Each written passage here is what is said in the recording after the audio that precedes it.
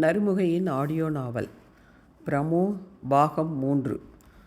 துளிர் அழகான சாண்டில் நிற சாரி கட்டிக்கொண்டு அதற்கு மேட்சாக முத்துவில இயர்ரிங், கழுத்துக்கு மாலை, பேங்கிள்ஸ் எல்லாம் அணிந்து கொண்டு மேட்சாக மல்லிகை மொட்டும் வைத்திருந்தாள். அவ்வளவு அழகாக தேவதை போல் இருந்தாள்.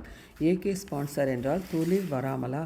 துளிர் அந்த பிரம்மாண்டமான 5 ஸ்டார் ஹோட்டலுக்கு கால் டாக்ஸியில் வந்து இறங்கினாள். ரிசப்ஷன் ஹாலில் துளிர் இருக்கும் பொழுது ஆதித்யா அர்ஜுன் சாண்டில் கலர் ஷர்ட், அதற்கு தகுந்த பேண்ட்டும் அணிந்து கொண்டு கம்பீரமாக வருணுடன் ரிசப்ஷன் ஹாலுக்கு வந்தார்கள். ஆதியும் அவனை மறந்து சில வினாடி அவளை பார்த்தான். அவள் அவ்வளவு அழகாக இருந்தாள். என்னடா பண்ற என்றான் வருண். இல்லடா, யாருன்னு பார்த்தேன் என்றான் ஆதி.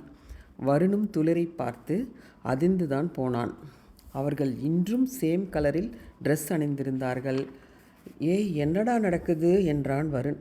அதுதான் எனக்கும் புரியலடா, நீ தானே இந்த ட்ரெஸ்ஸை எனக்கு சூஸ் பண்ணி கொடுத்த அப்படின்னு சொன்னான் ஆதி.